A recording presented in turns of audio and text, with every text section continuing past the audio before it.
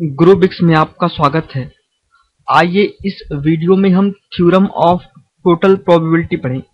मान लीजिए हमारे पास ये सेट ऑफ इवेंट है जो कि partition of sample space represent कर रहा है, और ये शेडेड पोर्शन ये कोई एक इवेंट ए है इस सैंपल स्पेस एस में। तो हम इस इवेंट की प्रोबेबिलिटी कैसे लिख सकते हैं? By using total probability, that is probability of A is equals to probability of E1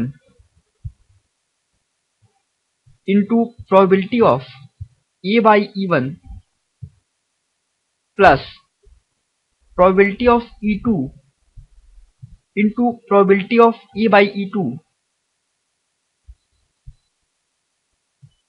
and similarly plus probability of En into probability of A by En। और इसे हम समेशन फॉर्म में कैसे लिख सकते हैं? probability of A is equals to summation of probability of EI into probability of E by EI, where summation start from I is equals to 1 to n। और ये E1, E2, E3, E4, E5 up to En ये क्या है? ये set of event है जो कि partition of sample space represent करते हैं। ओके, तो आइए इस टोटल प्रोबेबिलिटी थ्योरम को हम प्रूफ करें। प्रूफ, हमने ये माना है कि E1, E2, E3 up to En क्या है? सेट ऑफ इवेंट्स हैं जो कि इस सैंपल स्पेस के पार्टीशन को रिप्रेजेंट करते हैं। तो late E1, E2, E3 up to En is a partition of sample space S, is a partition of sample space S,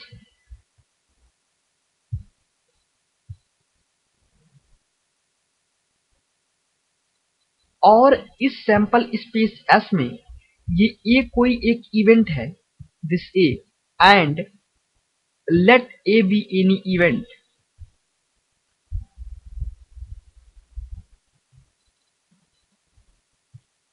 तो हमने पिछली वीडियो में पार्टीशन ऑफ सैंपल स्पेस पढ़ा था।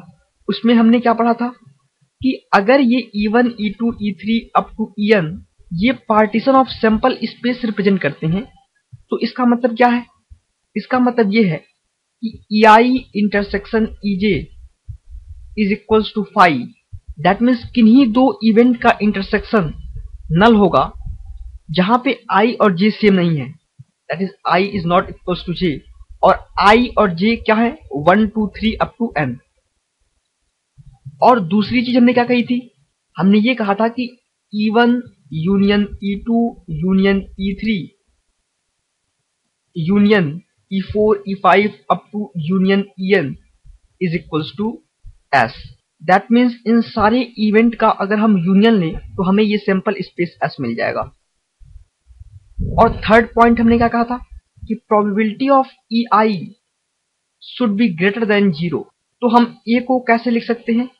A is equals to A intersection S, isn't it?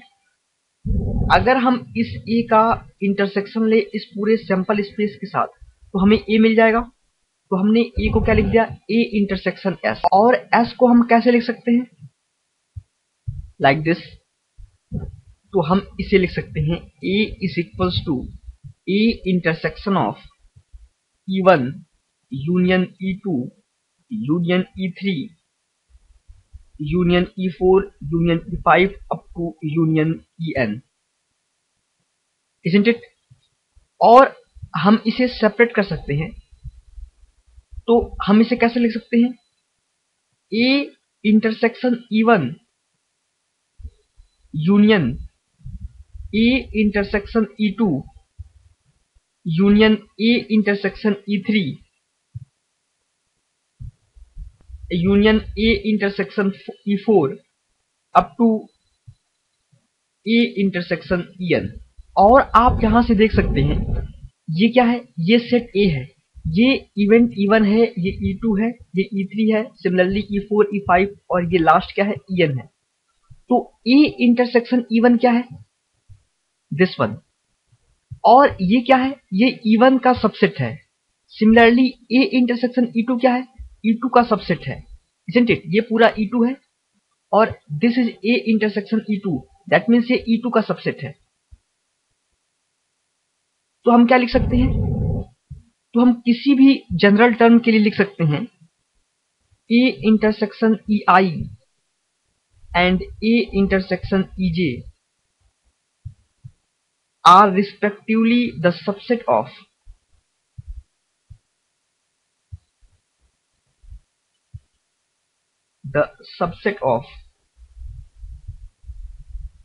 EI and EJ।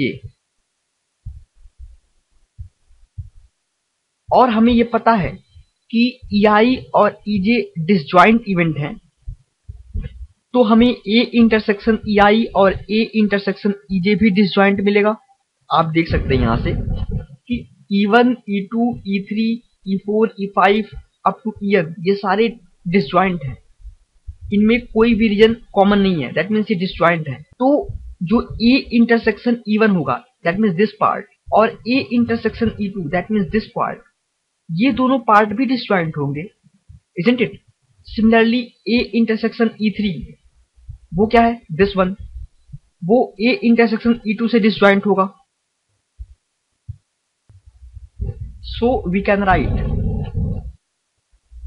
So A intersection EI and A intersection EJ are disjoint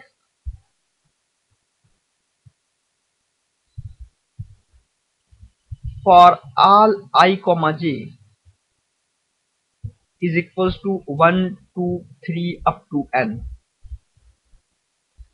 और हमने ए को कैसे लिखा है, लाइक दिस।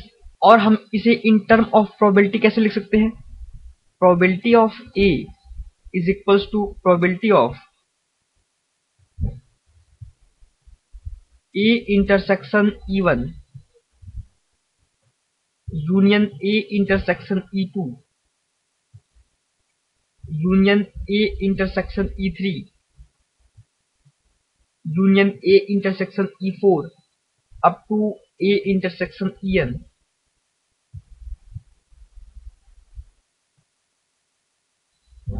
और चूंकि ये ए इंटरसेक्शन EI और ए इंटरसेक्शन EJ ये डिसजॉइंट है, तो हम इसे कैसे लिख सकते हैं, we can write it like this, PA is equals to P of A intersection E1 plus P of A intersection E2 plus P of A intersection E3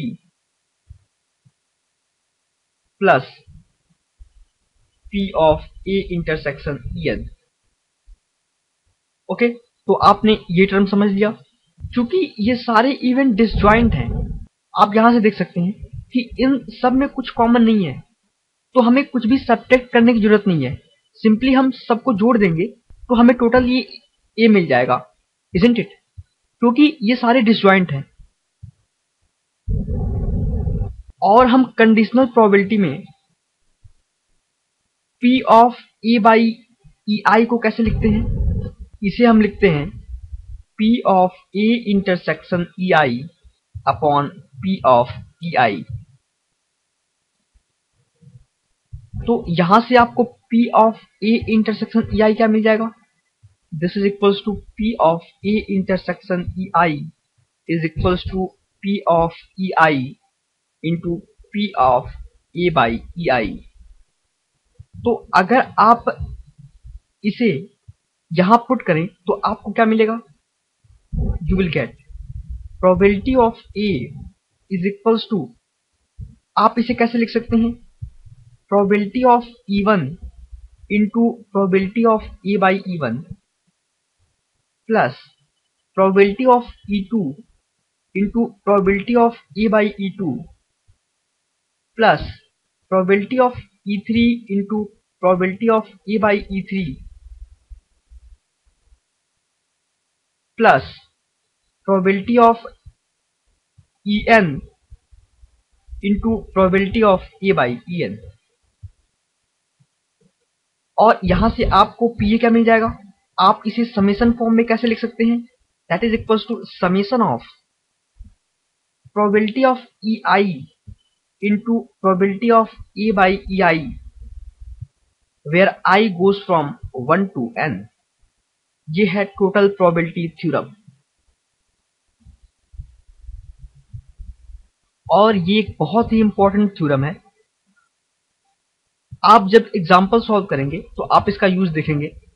हम इसे अगली वीडियो में पढ़ेंगे, इसके एग्जाम्पल्स को।